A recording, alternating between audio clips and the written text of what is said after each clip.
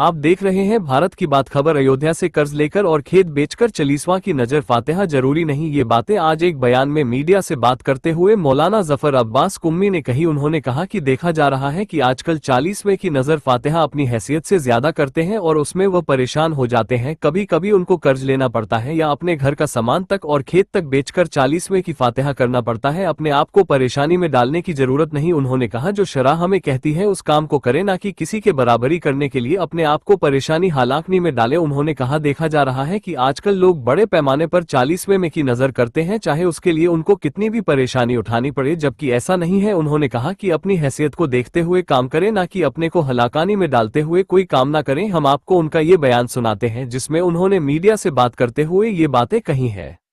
रहीम अल्लाहुम्मा सल्ली अला मुहम्मद व आले मुहम्मद। जैसे कि सय्युम और 40वें के खाने के बारे में आपने सवाल किया, बहुत अच्छा सवाल है। इस पर जो है वो खिलाने की इस्लाम में बहुत ताकीद की गई है कि खाना खिलाना बहुत ही सवाब है। लेकिन जैसा कि सय्युम और 40वें में जिस तरह से लोग खिलाया जाता है, जिस तरह से लोगों की मेंटलिटी है कि खिलाने उस वक्त खिलाया जाए या उस मौके पर खिलाया जाए, और बाज़ जगह तो ये देखा गया है कि लोग अपनी नामो-नमूद के लिए बाज़ जगह लोग खेतों को गिरवी कर दे रहे हैं, अपने घर के मतलब बीवी के जेवर को जो है वो बेच दे रहे हैं या गिरवी कर दे रहे हैं। तो इस तरह से इस्लाम ने नहीं कहा है कि आप खिलाइए, बल्कि जो है वो ये कहा गया है कि जो साबिक़ा में या जिसके यहाँ इंतकाल हुआ है उसके यहाँ 3 दिन पड़ोस वाले खाना भेजें, ना कि जाकर के तीसरे दिन सय्युम के मौके पर जो है वो बिरयानी या दाल चावल जो भी खाएं, बल्कि बाहर के लोग जो मेहमान आए हैं वो इजाज़त दी गई कि बाहर के लोग आकर के खाएं, क्योंकि जब बाहर से आए हैं तो भाई खाएँ कहाँ। तो उनके लिए कहा गया है कि जो मेहमान हैं वो खाएं, बाकी जो कुर्ब जवार के लोग हैं या पड़ोसी हैं तो उनकी ज़िम्मेदारी है 3 दिन।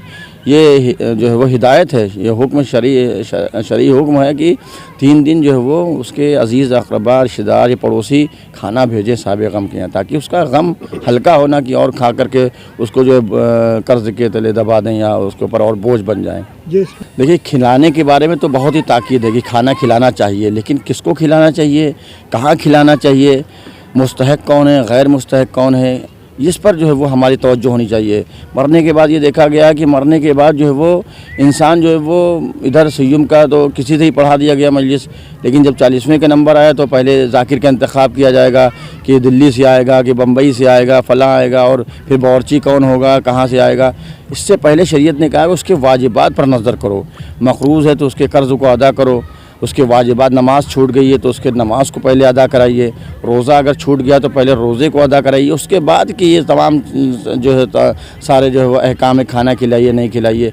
लेकिन सबसे पहले अगर आप चाहते हैं अपने मरने वाले से मोहब्बत है तो आपको चाहिए कि आप उसके वाजिबात को अदा करें, नमाज और रोज़ा और हज और तमाम चीज़ें जो है उसके कर्ज़ अगर खुदा न खास्ता है तो उसको अदा करें, उसके बाद ये तमाम उमूर अंजाम दें। ये बहुत बड़ा सबसे पहले तहरीक जो हमारे नज़र से गुजरी वो रज़ा हैदर साहब ने, जो नायब इमाम जुमा जमात लखनऊ हैं, बाराबंकी असंदरा के रहने वाले हैं और हमारे उस्ताद भी थे क़ुम में, तो उन्होंने इस तहरीक को चलाया। उसके बाद अकबरपुर से आजकल बहुत ही ज़ोर शोर से ये तहरीक चल रही है, लिहाजा इस पर सभी को तवज्जो नहीं देनी, क्योंकि जो रोसा है वो तो कर देते हैं, लेकिन जो गरीब तबके के लोग हैं वो इसमें अपनी इज़्ज़त और उसको बचाने में काफ़ी परेशान हो जाते हैं। जो मोमिन से है कि भाई जो है वो परहेज़ करें खाने से। हम किसी को सख्ती से मना तो नहीं कर सकते कि ना खाइए, लेकिन चाहिए कि परहेज़ करें। आप जो बजट उसमें ख़र्च करना चाहते हैं, अगर चाहते हैं कि हमारे वालिदैन या हमारे मरहूमीन की तरफ ऐसा सवाब हो, तो आप मिंबर से या मौलाना कह दी कि भाई मैं 50,000 रुपया मैं 40वें में ख़र्च कर रहा था,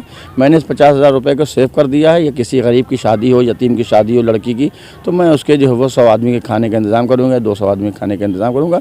इस तरह से भी साले सवाब किया जा सकता है खिलाने का। इस तरह से अमल करना चाहिए कि ना ख़ुद को तकलीफ़ हो और ना दूसरों को तकलीफ़ हो। इस तरह से हमें इस्लाम ने दावत दी। इस्लाम आसानी के लिए आया है, परेशानी और बोझ बनने के लिए नहीं आया। इंसान के जहनों पर से परेशानी और दबाव को हटाने के लिए इस्लाम का कानून है, परेशानी के लिए नहीं। अगर हम अमल में ये सादा जो है वो चीज़ें हों, इस्लाम ने सादगी का दर्स दिया है। बहुत ज़्यादा जो है वो चमक धमक तमाम चीज़ों से परहेज़ का बताया है। सादगी से तमाम प्रोग्राम और जो भी आपके चीज़ें हैं उसको अंजाम दीजिए, ताकि आपके साथ हर तबका जो है वो या आपके ख़ुद आपके मानने वाले, आपके मज़हब के मानने वाले शाना बशाना चल सकें। क्या है?